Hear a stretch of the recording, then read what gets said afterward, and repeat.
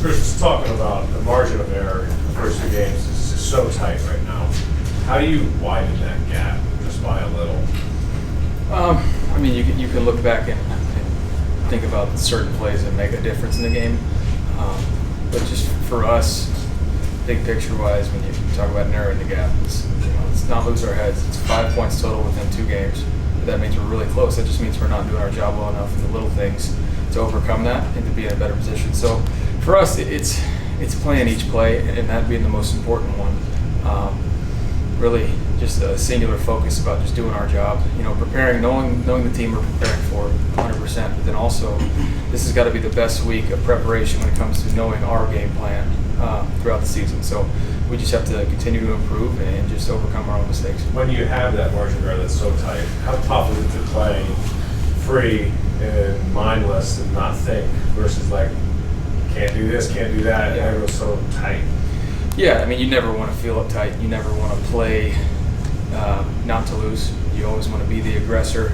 You want to be confident in it. Like I said in the past, we put the work in during the week. There's too much preparation to not go and enjoy it and play free on Sundays. So we just have to carry it over and be confident in that. So it's just really go out and do your job. And it's not a secret sauce to it. Granted, a lot of things have gone wrong on the offensive side, from blocking the drop passes and everything, but how would you assess your performance so far? Not good enough. I mean, obviously, I only care about winning, no matter what my stats are. Haven't taken care of the ball well enough. And that's pretty much the only stat I really care about. So, I got to command this group better. I have to lead better. I have to make sure everybody's on the same page to where we are executing at a much higher level. That's the biggest disappointment for me is that hasn't shown yet. So I take full ownership for that as an offense. Baker, through 2 weeks watching the tape, what would you say are the strengths of this offense right now? We've shown our potential in little stints. We've shown flashes. We have to be more consistent. So you can see the explosive plays that can happen when we just do our job, when we string a couple good plays together. We're running the ball really, really well. I'd say for us, that's probably the strongest point for us right now.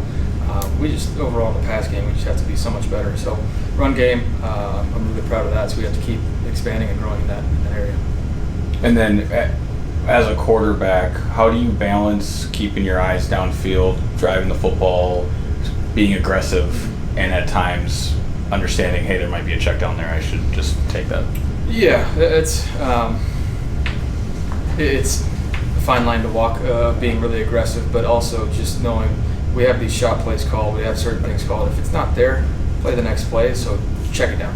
Let's, like I keep saying, eliminate the negative plays. So taking a check down is pretty good when you can check it down to some of the guys we have. So that's definitely an area of emphasis for me this week. I mean, I'm going to keep expecting people to take away our deeper plays, and so to maybe be patient. So I'm going to continue to work on that. Baker, Matt has continued to say that you're still kind of getting your timing and rhythm down. And that he had his druthers, you've been in here before OTAs. Obviously you weren't. Do you think that's still a work in progress and you see signs that that's coming?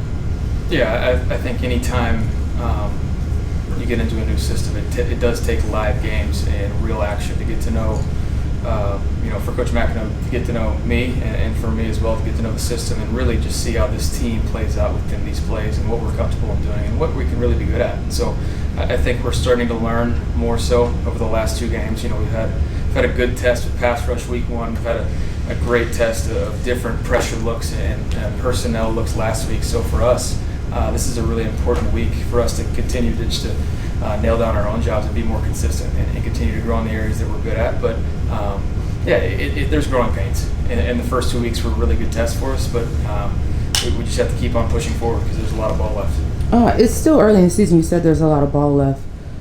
But how do you manage not panicking, realizing it's still early, but still having a sense of urgency to win?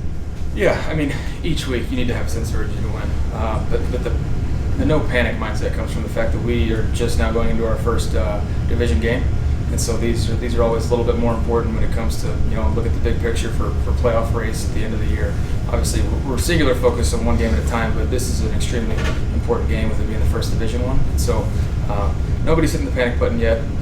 It also helps that we've lost by a total of 5 points. So fix our own mistakes and just play the game at hand and just correct it. Baker, what jumps out at you about this Saints defense? Their turnovers and them being able to force and create turnovers. Extremely aggressive group, really savvy. A lot of experience on that defense, I'll say that. So they've seen every look possible, and they know how to punch the ball away and take it away from you. So we have to take care of the rock, and that's got to be the most important thing when you play these guys. Matt mentioned third down being one of the focal points. What are some of the things that you're doing throughout the week to hopefully increase efficiency on third down? Can't have any MAs on third downs. We got to be locked into our own plan. Know the looks and expect the looks we're going to get, but at the same time, just play ball, play fast, and react to things that we haven't seen before. And we just have to execute. There's no need to be any more uptight or anxious when it comes to third down. We just have to play our own game and go do it. This team hasn't won at home in a calendar year now. I don't know if you faced that before in Cleveland or not, but the fans start to get a little unruly towards a home team. What's that like? And I know you weren't part of it last year. What is that like? I mean, fans are there for the experience. We're here to play ball and win. Obviously you'd love to have the support constantly. It doesn't bother me just because I've dealt with booze in the past.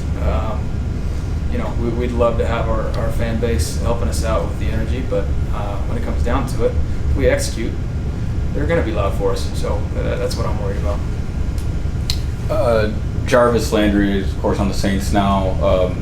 Obviously, you guys play the same side of the ball. This is for the furthest thing from Baker versus Jarvis. What I want to ask you is, now that you've had some time in retrospect to look back on both your guys' time in Cleveland, just what did his presence there mean to you at the start of your career, just throughout?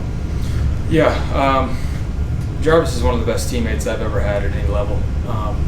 Just not from a knowledgeable football player standpoint. He's one of the smartest guys I've ever been around, but just the man he is, the leader he is for younger guys, that he truly does want to impact and help out. He's never looking out for just himself. He only wants to win. So I know what that guy brings to the locker room, so I know New Orleans is happy to have him. He's back home, so he's happy. But it's fun to see him in a different spot and enjoying it. But he's somebody that's been a really, really big piece in my life in the first start of my career to help me, stay even keeled through the first 4 years. We got time for a few more. I wanted to ask this. Certainly the goal is to win. Matt Rule mentioned some of the things, though, that you likely learned through heartache. You even referenced being so close in these first 2 games. What do you take from that perhaps helps with ease or even the mentality amongst the entire team as one of the leaders?